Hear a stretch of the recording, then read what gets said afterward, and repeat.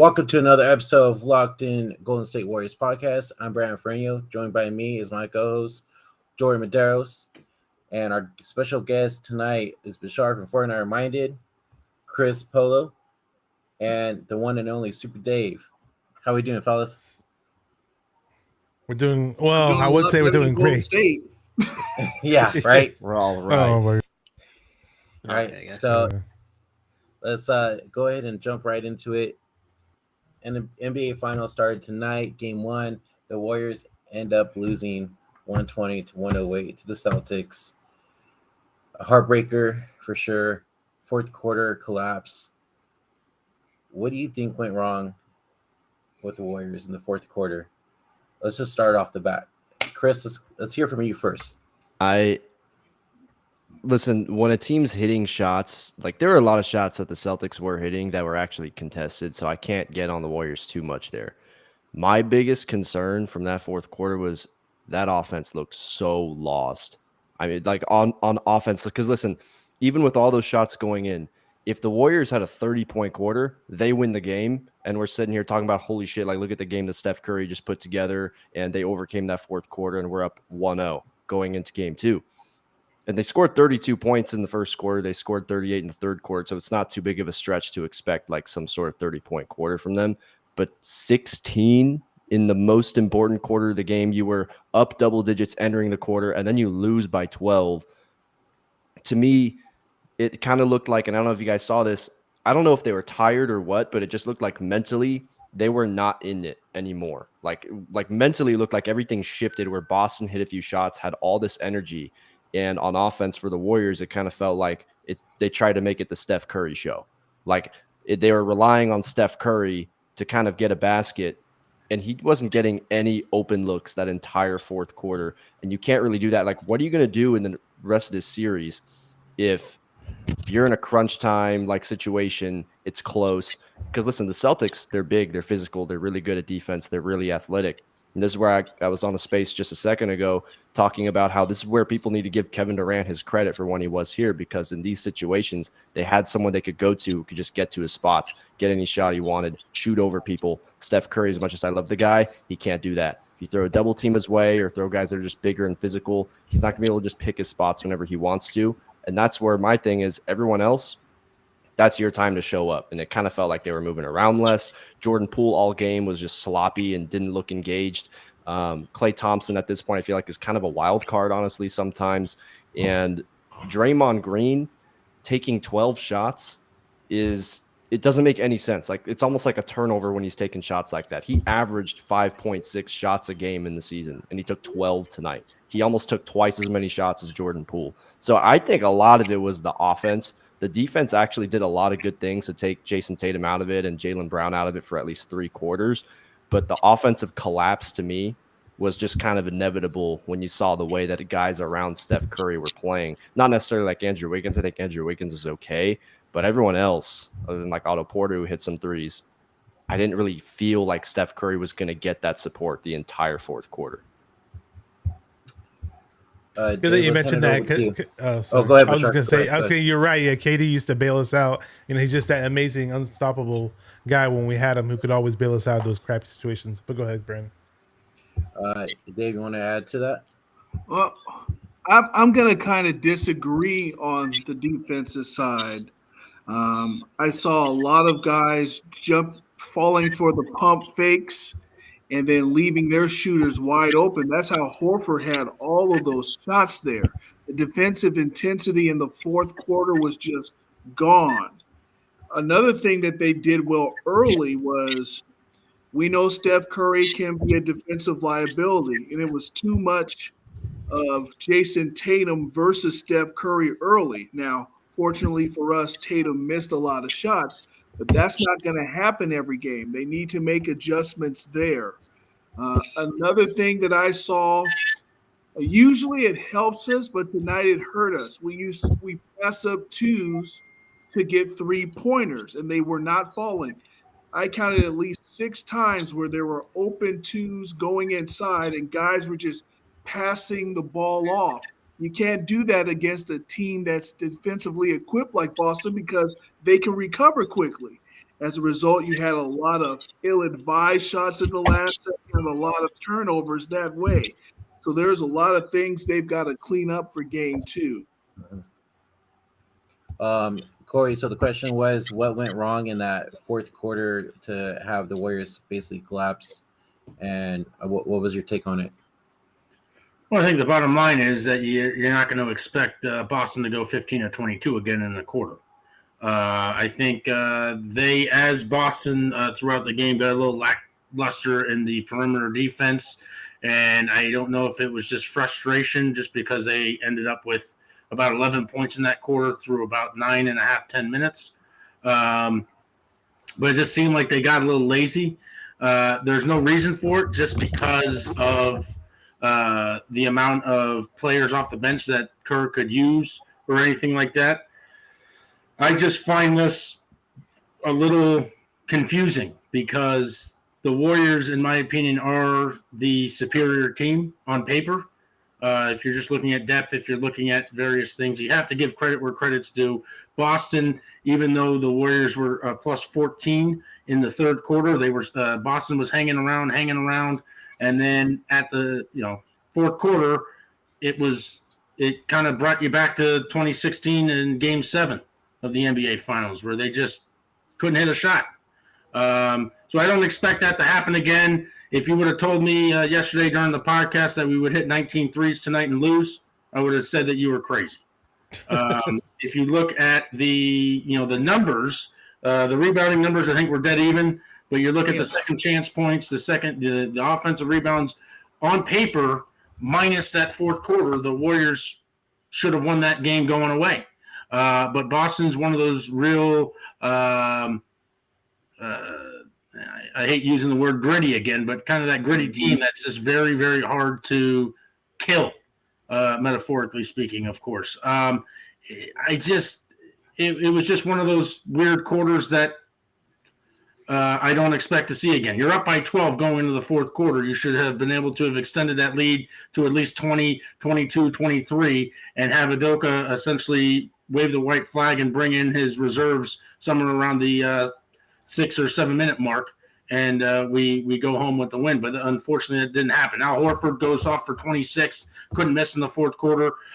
You saw Jaylen Brown work his magic there in the fourth quarter. And Jason Tatum, yeah, he had the 12 assists, but you didn't see him. He had a terrible shooting night. So it was just one of those really weird conundrums, if you will, where it was kind of back and forth. You had Steph Curry in the first quarter just go completely mental.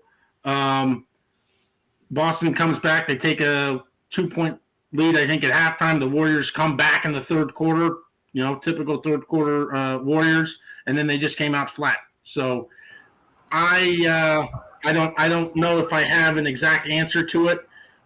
They just missed a lot of shots. The turnovers, I think they were at 14 tonight. Just weird. Just kind of a weird game.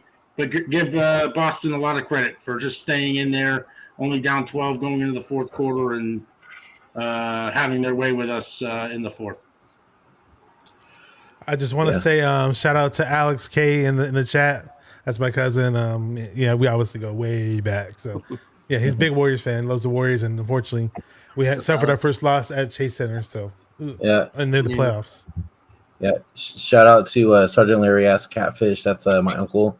He's a Boston fan. What's up, Larry? He's a Boston fan. What's up? He's a Boston fan. If you guys had told me that Porter was going to outscore Poole, I would have taken action on that.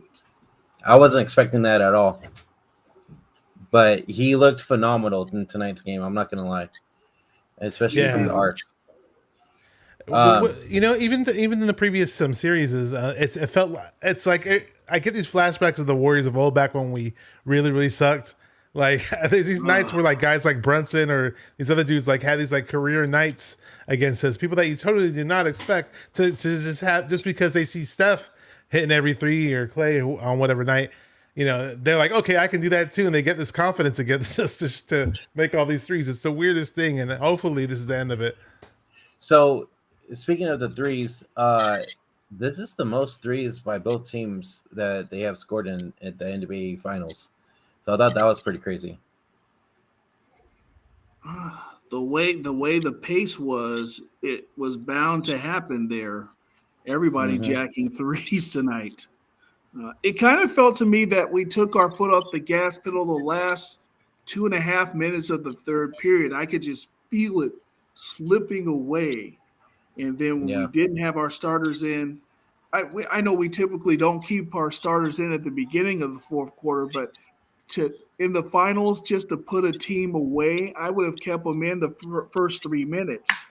It's like we took our starters out 2.5 minutes in the fourth quarter and allowed them to get back, and they were just lights out from there. Yeah, I agree Yeah. with that in terms of like toward the end of the third. I was kind of thinking, okay, I know they usually don't do this, but they should at least probably start Steph Curry going into the fourth to see if you can just kind of keep things at bay because it really felt like all game. I don't know about you guys. It felt like, and I haven't felt like this really all year. Felt like when Jordan Poole was in the game, I was worried, like, okay, how badly are they going to have to repair this when he comes out of the game again for Steph? Because Jordan Poole, his ball handling to me is really erratic, right? Like he has moves, but it just feels like it's so easy to get a steal against him. It's so easy to like kind of stop him in his tracks. 'Cause I think he over dribbles sometimes, and also when you're Mhm. playing a team that's as good defensively as the Celtics. And if Marcus Smart, who even though it would have gone to Draymond if he was healthy, Marcus Mhm. Smart is the defensive player of the year and going one-on-one situations with Jordan Poole, I feel like he kind of puts his head down a little too much Mhm. and it kind of stops the flow of the whole offense. And that's what it felt like. It felt like that stretch to transition from the end of the third into the fourth quarter, those Jordan Poole minutes, it felt like every time he was out there, the offense just stunk. That's kind of how it felt. Even Pritchard picked him. That's saying something. Yeah. You Hey, know, but if you really quick, if you ask me that, the Warriors outscored the Celtics in the third quarter, what 38-24. I mean, when I'm seeing that stat flash upon the screen in the third quarter, I'm thinking, oh man, we got this. Yep. so I didn't feel that just because of the last 2.5 minutes there. mhm. It should have been a 20-point lead to me. The fact that we let it back to 12 was, I so could just feel it coming. so me personally, I feel like also too is the Warriors tend to do this a lot, especially when they get a good lead on their opponent. They tend to like, okay, we don't really have to work as hard anymore. We have this big lead. There's no way, our team, our opposing team's gonna catch up. You can't do that against Boston. No. No way in hell, especially with the defense that Boston has as well too. And then you see freaking Jalen Brown start going off, right? And then you see Al Horford coming out of nowhere shooting freaking back to back to back to back threes, right?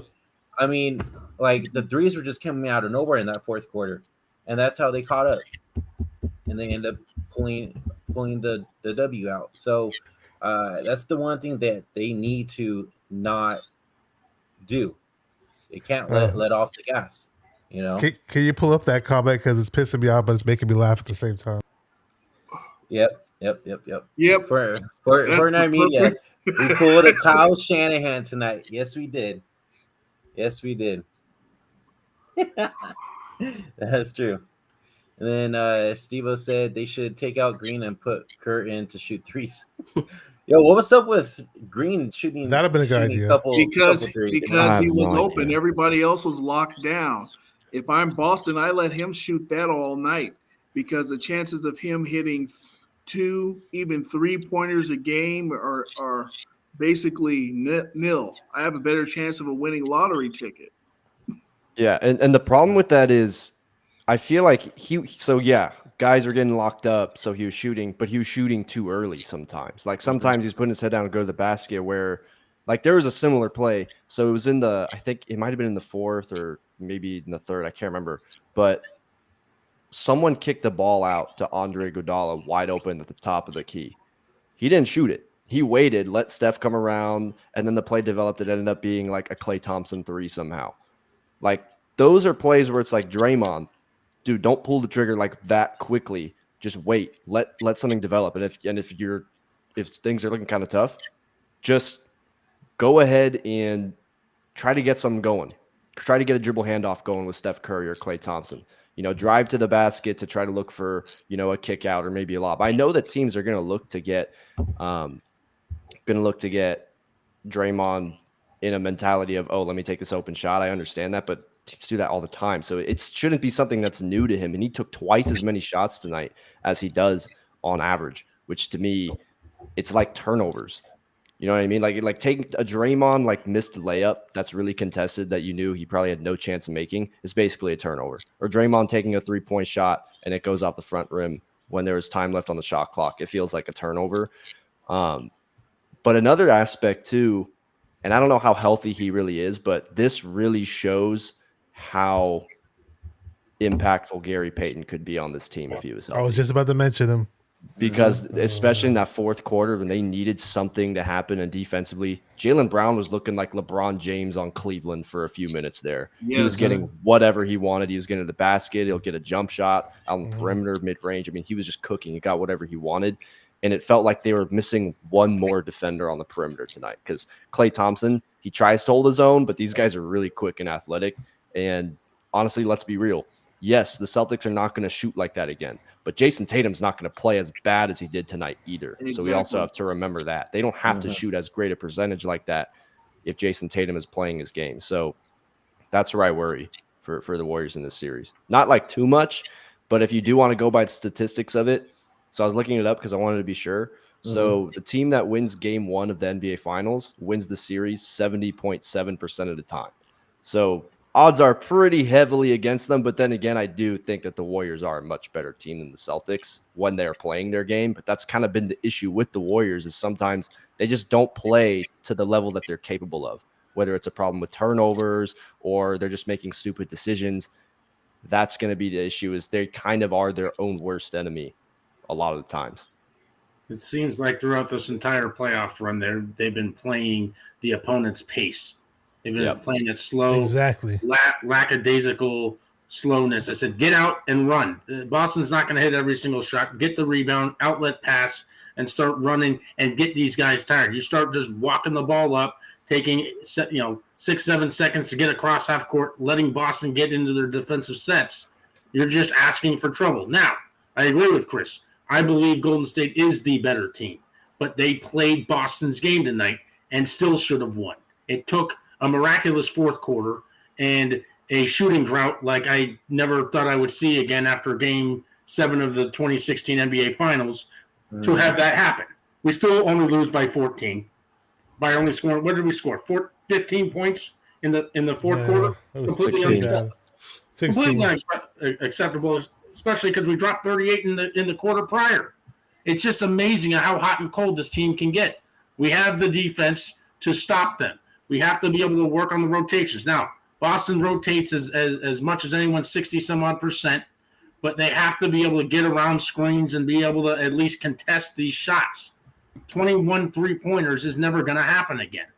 It's just not realistic.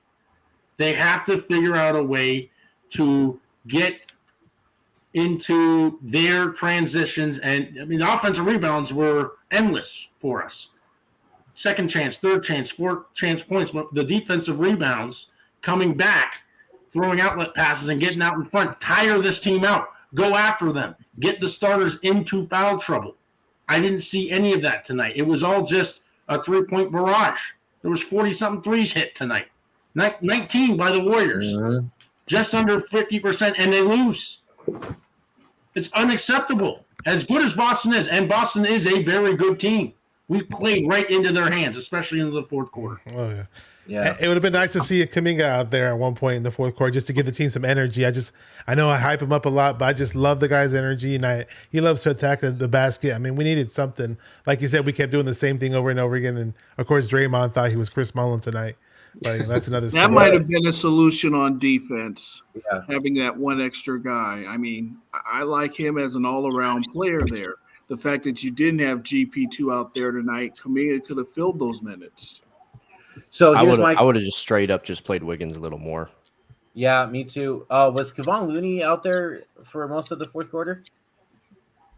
I don't believe so. I think he went small. If he was a little faster, I think he would be an even bigger aspect. He had that one turnover there, I think, late first half, where it just goes off and he couldn't chase after it before it went across half court. It's like he was a point guard in as like a freshman in college. He needs to pick up the speed a little bit. You think he'd be a lot faster? He could have had those 2 points on that one play. I don't know. The second chance points, we owned them. The offensive rebounds were terrific. You can't play into the Celtics game and expect to be able to win handily. You have to be able to play your game, force Boston into uncomfortable situations, and just shoot the lights out and get. I thought the game was officiated well. There wasn't a lot of ticky-tack fouls. There was a few here and there, but they just played right into Boston's game. There were a few missed fouls on both sides that were obvious and just blow. But there wasn't a lot of those ticky-tack fouls that you're Iguodala took the knee to the nuts. Over from the Eastern Conference Finals, if that's what you're saying. All playoffs. It's just been 40-something fouls called. It's like, what are you doing? Let the game flow. And for the most part, I thought that was there was one where they called on, I think it was Draymond, where we already knew it was losing. I'm like, just let them play, man. It was a foul on Al Horford. I mean, just let the motherfuckers play. Like, at the end of the day, dude, Boston was gonna win anyway. So, like, you don't have to call the foul. Just let it go. Like, another question I want to ask you guys: do you think Boston had the advantage because the Warriors had a couple more days of rest than Boston did, because they just came off of Game 7 on Sunday, so they were kind of already still in the groove and everything? Good question. No, personally, I don't think so. No. I think that it looked pretty even, I think, to start the game, and the Warriors were showing that they were the better team as the game progressed. But then when the fourth quarter came around, I think this is where I would give Steve Kerr a little flack, because, okay, if you're not going to start Steph Curry in the fourth, okay, I get it. But I think what they should have done, because especially the way Jordan Poole is playing, I think he needs to find a way where Andrew Wiggins can have enough rest where he can start the fourth quarter, because I don't think he did. I think he was on the bench, and it was Andre Iguodala getting those minutes, because that at least could have given them another lockdown defender on Jaylen Brown, and he's the one who just went off in that fourth. So he might need to try to find a way to switch that up a little bit, so that way if Jordan Poole's out there, whether he's playing good or not, or that whole lineup they threw out there, really, you need to have that defender out there. Just so that way, if someone's going off, because Jaylen Brown was getting whatever he wanted, you can have someone to check that, because he played really well defensively tonight. And I think that alone could have tried to stop that run that they really started, really just from Jaylen Brown's 10 points that he got right off the bat. Yeah, agreed. Do you guys? So Alex actually brings up a good point. So Alex said it might have been a factor. We looked gas in the fourth. Kershaw played way more off the bench, like Bally, Moody, Kamiga, or somebody. And that never should happen with the amount of time we had off. Yeah. Veteran teams need the rest. I mean, yeah. Curry's pushing, 32, 33? Yeah. Thompson's up there. Draymond's definitely up there. Iguodala, he's one shoe from retirement there. They need all the rest they could get. They should have taken advantage of that. I think you get gas when you have a younger team with that defensive pressure. Inexperience. With all those shots. Experience gets gas. There was just no excuse for that fourth. Curry comes out.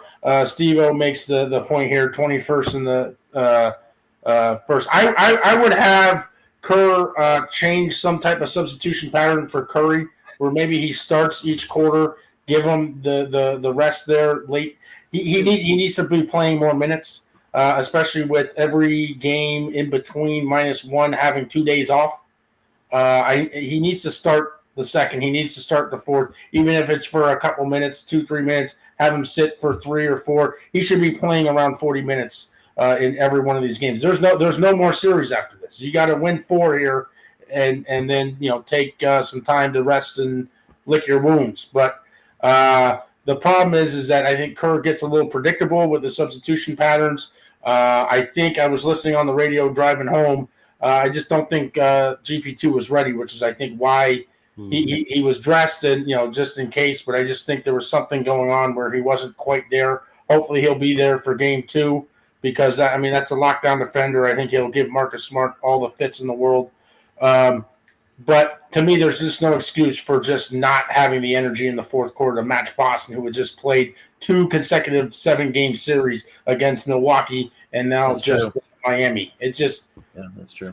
I know Boston's an older team too. If you look at the veterans, they have some young talent there with the Williams, and you got White there and whatever. But Marcus Smart's been around. Al Horford 140 playoff games before reaching the finals. I mean, that's a stat you really don't want to be a part of, but it's reality. Mm-hmm. The Warriors should have had all the energy in the world, especially with Curry coming out late in the third quarter. He didn't even finish the third quarter. He came out with like a minute left. He should have started the fourth, tried to get a gust. Now, we didn't expect being up 12 to have what had happened, but get in there, try to get it up to 20, and then have them rest until they needed them to come back. I think Curry needs to switch the substitution pattern a little bit with Curry and have him start every quarter just to make sure that Boston doesn't go on a run like they did in the fourth. Agreed. And Brandon's moving around the house right now. He's away from his computer, I think. I don't know. New TV cribs. Yeah, I was going to say, what was your guys' perception of the return of Iguodala? For the most part, I liked what I saw. There were a couple things here and there that I was kind of a little iffy on, but what did you guys think about his return? I think that was honestly. So this is going to be kind of weird. So, do you guys get the feeling that sometimes when a guy is questionable for a game, they like to not say that guy's going to play till right before game time to just try to keep the other team on edge? That happens with every sport, though. It's not even just basketball. Football happens all the time, and everything. Exactly. All the time. So the Gary Payton thing came out, I think, pretty like earlier than they usually would say, and it almost feels like they wanted to give Boston the intention or the perception that Gary Payton was going to play, and instead we're like, no, we're going to throw Iguodala at you. That's what it kind of felt like, and I feel like he maybe got a little too much minutes, just because, like I said, I think Wiggins played 34 minutes tonight. You can give him 38 in a finals game with a couple days off. You're not playing until Sunday. He's your best Curry. That's the whole point I made with Curry. Curry should be playing 30 minutes every one of these games, especially with 2 days off outside of between games 3 and 4. And especially Wednesday and then Friday. Because starting that fourth, if you're not having Steph Curry out there, you need to have another all-star out there, in my opinion, with Jordan Poole. You can't have Andre Iguodala out there. Because first of all, Andre Iguodala, even though I like him and I like his experience, he's barely played this year.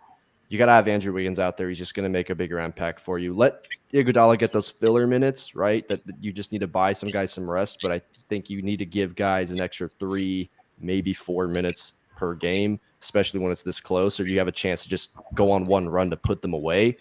I think that was a missed opportunity there because I saw that he wanted to get Wiggins back into the game at one point, but it was just too late. Like the whole Celtics team had caught their rhythm. Jaylen Brown had already went on a run, and it just put the Celtics right in position to just take the game from them, and the rhythm was gone. Because people were saying like, okay, well, the Celtics, the way they're shooting right now, it's not sustainable. And I was telling people, well, it doesn't really matter because there's only 5 minutes left. It's not like they have to sustain it for 48 minutes. They just have to survive for 5 minutes. And exactly. By then, that's where you got to throw the rhythm off. Yeah.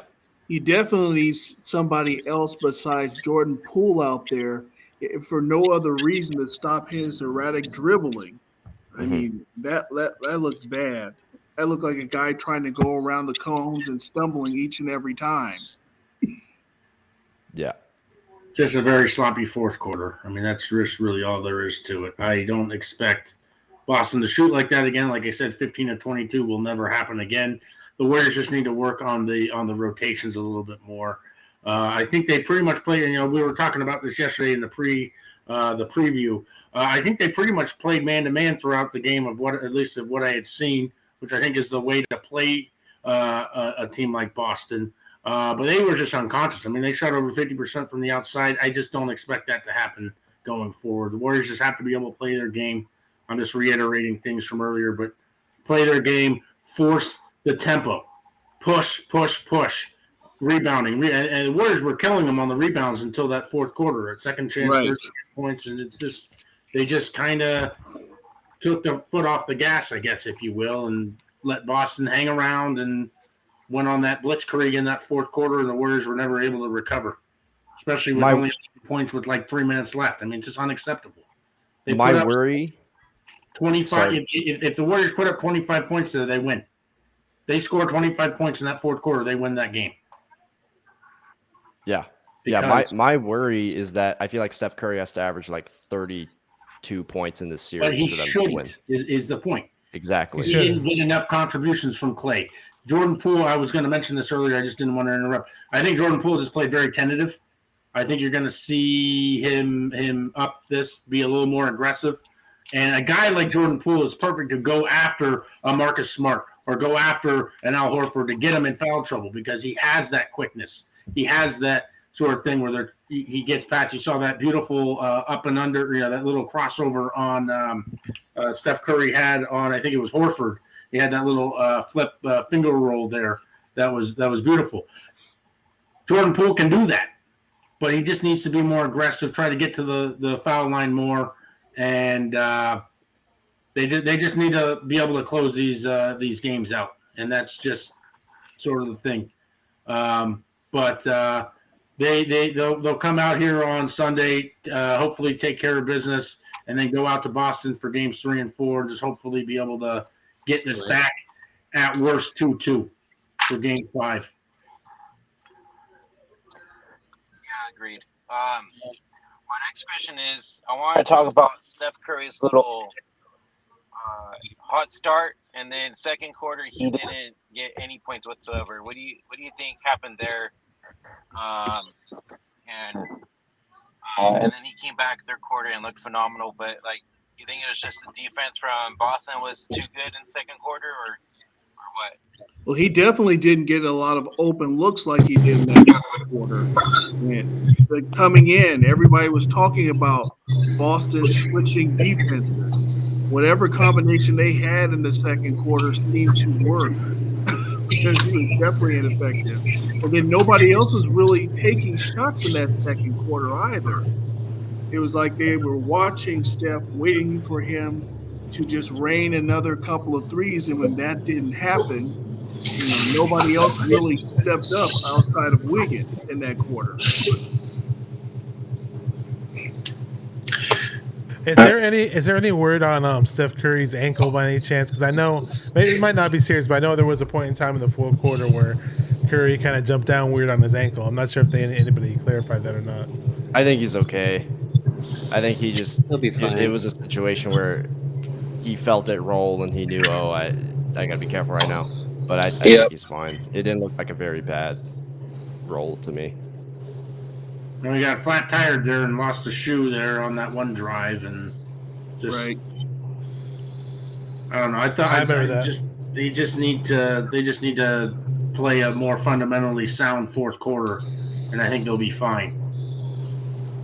Well, that's where throughout the court, because we can look at just the fourth quarter, but that's where to me Draymond taking 12 shots throughout the course of the game cost them opportunities, because it's also going to give the Celtics energy.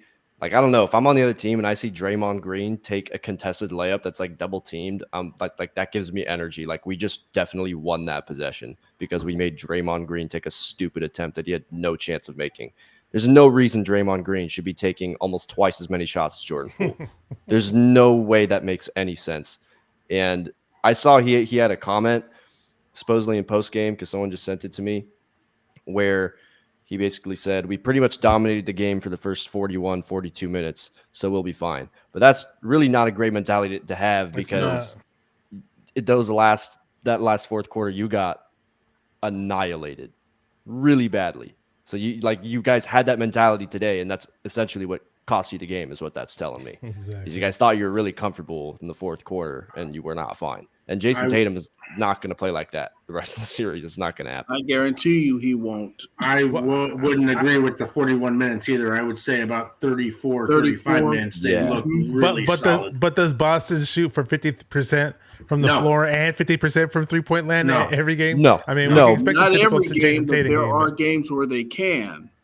And you don't need to if your best player's in a rhythm. Like tonight, they needed to because Jason Tatum was playing terrible. But if Jason Tatum's playing like himself, you don't need to shoot that kind of percentage. I really believe that. Oh, go ahead. I'm sorry. I was just going to say because also, like I said, is Steph Curry going to have to average like 34, 35 points in the series because he scored 34 tonight and you lost by double digits? Mm-hmm. So, and like, listen, you got a 20 piece out of Andrew Wiggins, so it's not like it was Steph Curry and nobody else.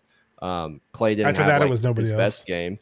So at this point, it's like if Jason Tatum starts playing like himself, I think they have to win both the next two games. I don't think you can go down 2-1 to this team because I don't know if I trust in the fourth quarter that someone's going to step up to help Steph Curry out. Because if you get in these close games, especially if you're on the road in Boston, which is a tough environment, I don't trust this offense to find ways to get open shots with Steph Curry being undersized. They're just going to blitz him and dare Andrew Wiggins. And Klay Thompson, you can dare him to a certain extent just because you're going to try to make him put the ball on the ground. You're going to try to make sure he's not getting opportunities off the catch. I don't know if I trust the rest of these guys right now because of the fourth quarter I just saw. I don't know if I trust them. Not against this Boston defense, at least. Well, we're all at a loss for words. Usually we're just talking like crazy here. I definitely don't trust them if all they're going to do is jack up 3-pointers. I mean, there were some opportunities where they could have driven to the hole.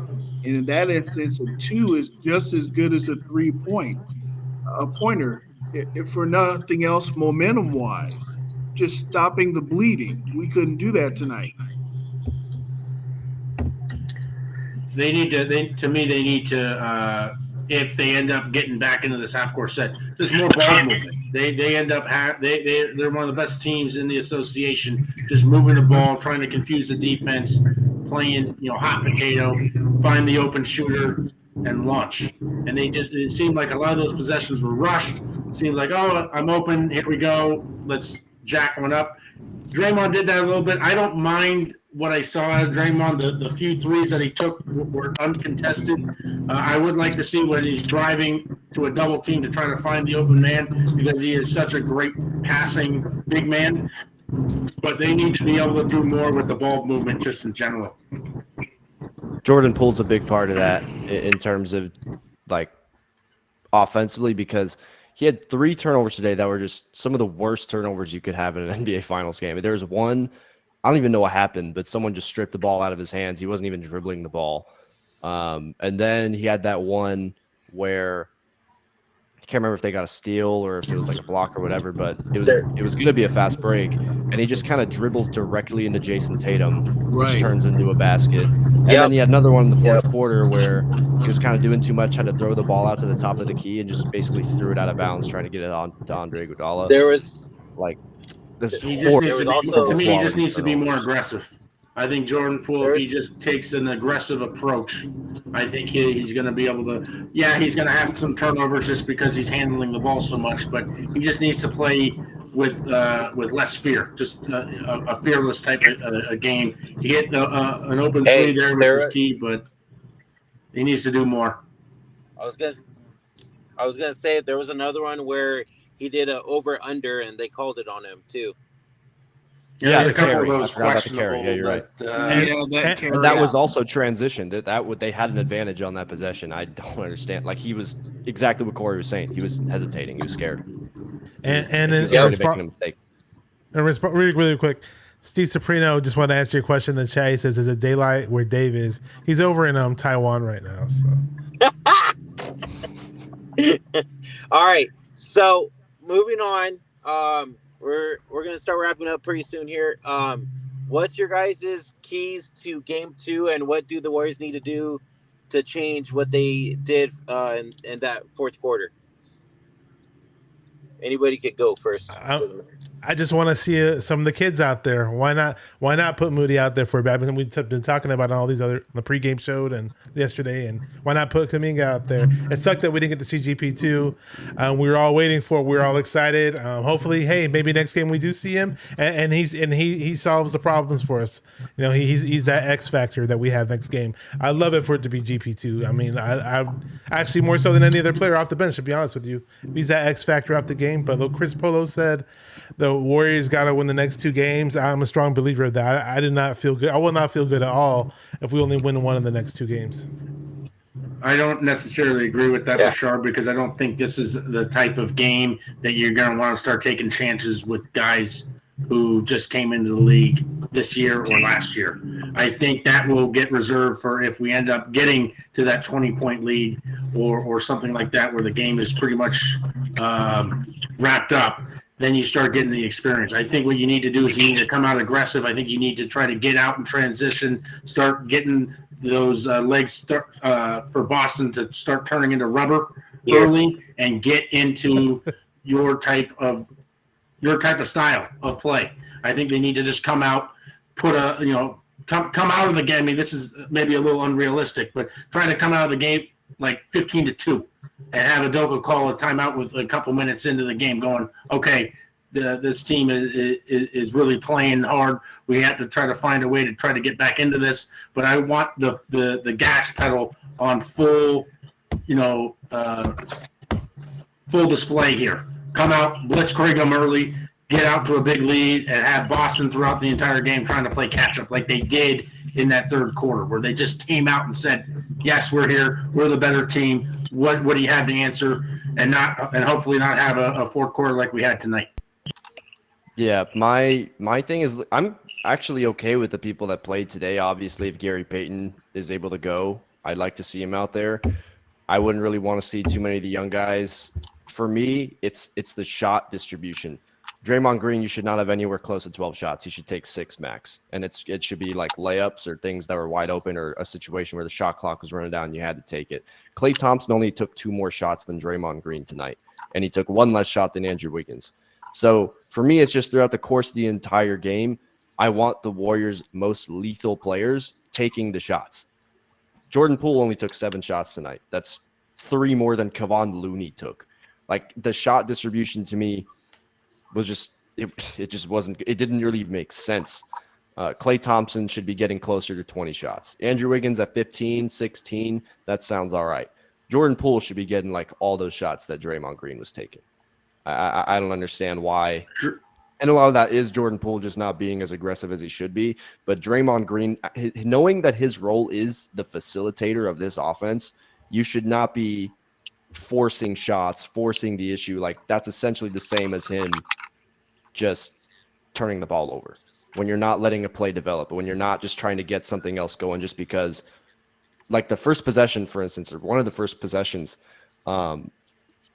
it was actually Andrew Wiggins, though. He took a 3 because you could see they were trying to get something off the ball. Nothing was working, but it was kind of an early 3. And my mindset was like, well, I don't want us to keep doing that tonight because obviously Boston's a really good defensive team. You need to expect that. Instead of just like playing into their hands, like Cory was saying, you have to make sure that you just have other ways to adjust to get those shooters open. You can't just say, oh, okay, shit, that's not working. Andrew Wiggins, go chuck up a 3. Draymond Green, go chuck up a 3. You know, there's certain situations where I guess it makes sense, but to end the game knowing that offensively we scored 16 points in the fourth quarter and then you look at that shot distribution, it doesn't make sense. It's completely backwards. Draymond Green should end up having the mentality like a Kevon Looney, getting rebounds and putting them back up. Maybe taking 5-6 footers is fine. I don't necessarily disagree with the few threes that he took because they were completely uncontested. Shot clock's running down. You need to end up getting the ball up anyway. But he needs to try to reserve kind of in that 5-foot space around the rim of the shot selection. I don't necessarily mind him taking 7, 8, 9, 10 shots if they're decent shots. But there was a few, I agree with you, Chris, that were just sort of, he should have tried to dish that out or pass it to a natural shooter to try to find. It's just ball moving. They just got to move the ball around a little bit more. I think both teams were just settling for those wide open, or just those perimeter shots for too much of the game. If the Warriors play their game, they should end up winning this second game by double digits easy. But again, the shot distribution wasn't quite there, and they just got too lackadaisical there in the fourth quarter. A lot of it is also spacing. Andrew Wiggins, he had a good game, but I thought he could have been a little more aggressive. I mean, this is a guy that just put a facial on Luka Doncic the other day. Don't be afraid to drive inside. take the coverage, kick it back out to a three. That's our type of basketball. That wasn't there tonight. Same thing with Draymond. It wasn't enough of it. When he's inside the key, teams are in trouble because he's got three options to kick it to. He didn't do that tonight. We've got to get back to our style of basketball, or it's going to be a long series. You can say that again. Just don't take your foot off the gas in the fourth quarter. I mean, that's the moral of this one. You got to play 48 minutes, or at least until the game is completely over and the coaches are putting the benches in. But you got to be able to finish off these games, especially at home, in front of your home crowd, best home court in the association, and you let this one slip away. Didn't guard. They just got very complacent and really, really poor fourth quarter. And like you said, they get 3 days before each game to recover. So there's no excuse for guys to play under 38, 40 minutes tonight. They really stretched this finals out for sure. They got into a shootout and they lost. They only had 26 points in the paint. Which should never. If you look at like the Celtics, sorry, not the Celtics. If you look at the Grizzlies series, like they were beating that team in the paint. That 26 points in the paint, you got into a shootout, you lost the shootout. That should never happen. We should end up winning every damn shootout we go up against any team. And that's the other confusing part of this is you want to get into a shootout with us, Boston? Okay. It's not going to end well for you. And the reason why it didn't end well for us is that they just got so damn hot there in the fourth quarter. Kerr just didn't make the proper adjustments, or again, working and other things. I wasn't completely engaged. There was a few things I was doing there in the fourth quarter, but it's like, how are they hitting every one of these shots? A lot of them uncontested. They're not rotating. They're not getting a hand in the face. Things like that. They got to be able to rotate, keep the pressure on them without taking silly, stupid ticky-tack fouls with them. Play aggressive, but smart. 14 turnovers I'm okay with, but it's just the way that you finish a game. It just they should have won this game going away, and Boston unfortunately got really hot there in the fourth quarter, and the Warriors didn't have an answer with the 16 points there in the fourth. Yeah, and what I'd like to really quickly, what I'd like to say, I'd like to see is Jordan Poole in game 2, go attack the rim. You have the first step to do it. And not only that, if he's feeling kind of off on his jump or whatever, he's the most accurate free throw shooter in the league, at least this season.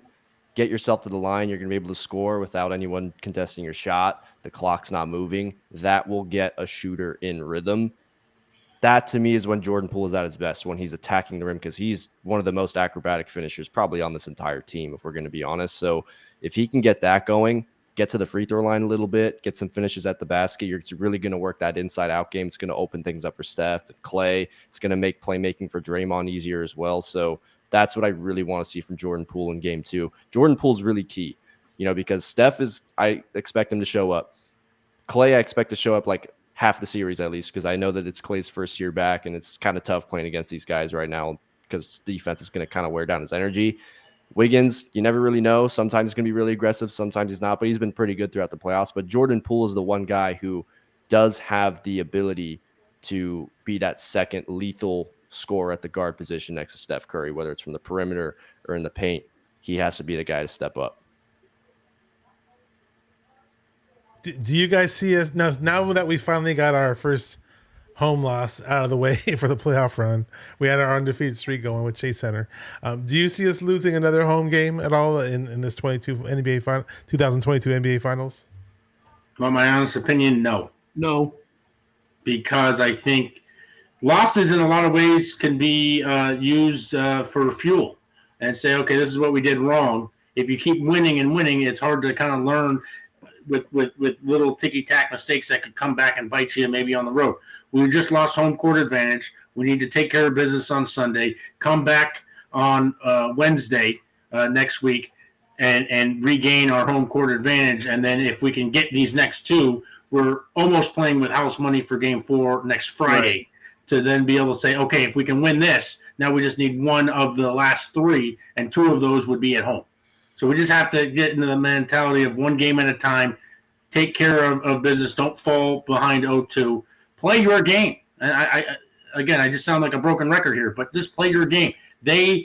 I'm tired of just seeing this, just lollygagging, just walk up the court, barely get past the half court line at the 8 seconds. We don't want to get a backcourt violation or anything like that. We have to be able to play our style of game. If we can get into that fast pace, Boston's not going to have an answer. Oh, we would kill them if we. I know that. Remember that one play where Looney leaked out and they threw it to Curry? I was thinking to myself, like, oh, are they telling Looney to do that, or are they telling the other guys to do that to generate the fast breaks? And so my eyes kind of got big for a second, and then it looked like, and I guess they weren't telling them that because, like you said, the breaks weren't there. I'm not gonna lie, I could see them losing Game 5 at home, and the only reason I say that is because I used to always remember like how invincible the Warriors felt at home. And then, even though I know they were banged up in 2019, they lost every single game at Oracle Arena in those finals. And that's something, regardless of how shorthanded they were, I never thought I'd ever see something like that in my life. And Chase Center is not Oracle Arena. I can tell you that really firsthand. It's not. Not yet. And did you guys hear what they did, by the way, outside the arena? So What they do? They stopped playing the game outside the arena because they said there were too many people, so they were kicking everybody out. Yeah, that Thrive, what they call it, Thrive City or something like Thrive that. City. Patio, I thought they were closing that to begin with for these finals and having everybody go inside to a room.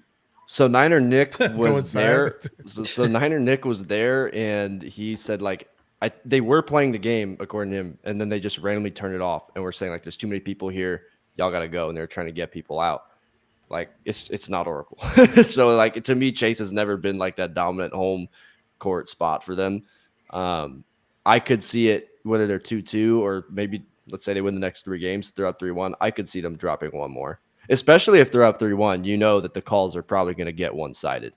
You know that's just like, let's just be real. That's kind of how the league is. So I could see it, but yeah, I mean you guys are right, because going to Boston, if you're not up, in my opinion, 3-1, I'm going to be nervous just because of what I already saw them do at home tonight. I'm already going to be nervous if it's 2-2, just because this is another thing we have to remember with this team when it comes to rhythm.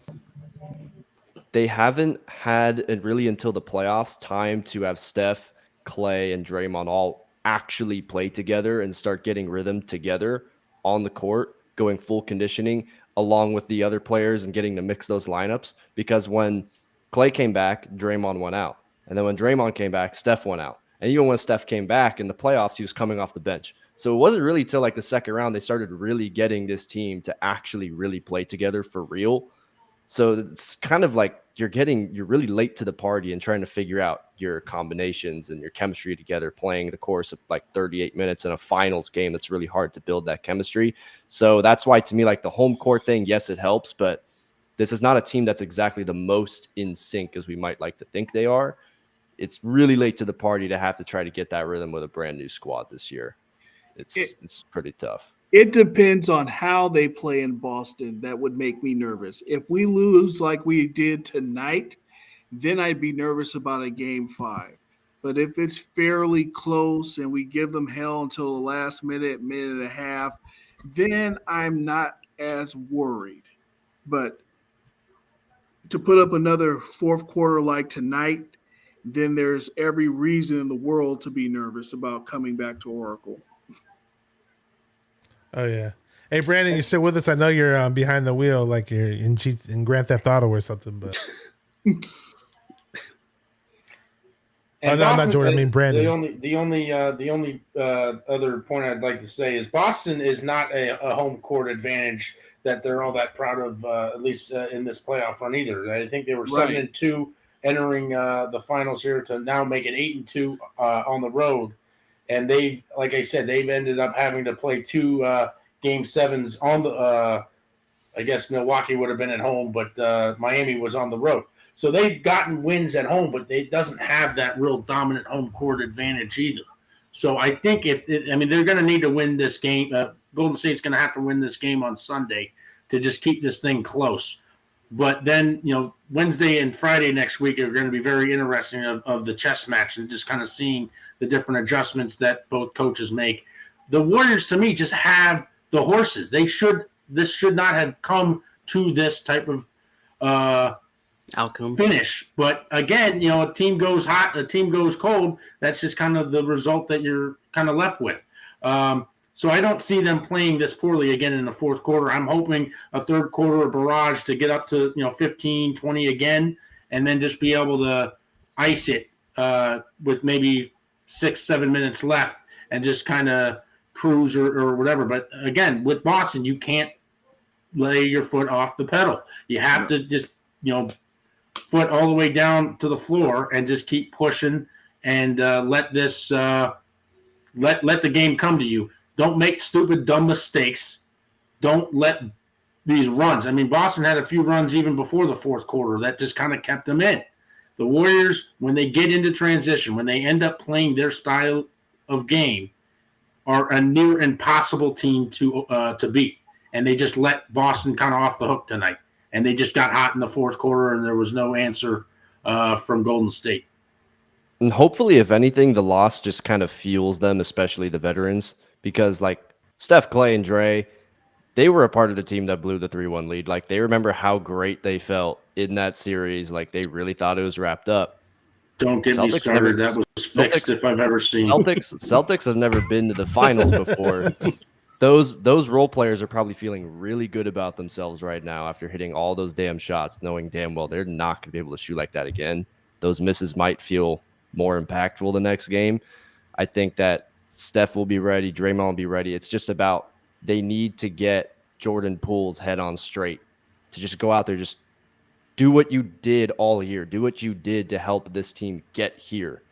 Don't become like this passive guard all of a sudden. Like, that's not what brought you to the spotlight on this team, to take 7 shots in a game. That's not.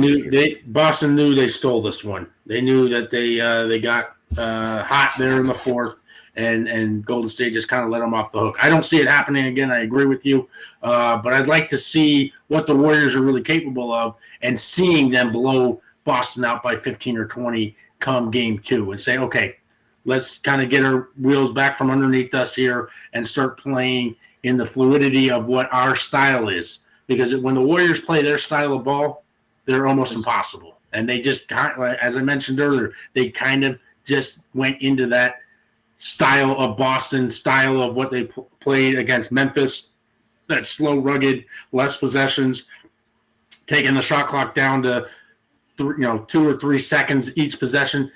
Get out in transition, get those easy breakaway layups, and keep Boston just running back and forth as best you can. They're going to try to slow it down as much as they can on possessions that they have, but you need to just keep pushing and pushing and pushing.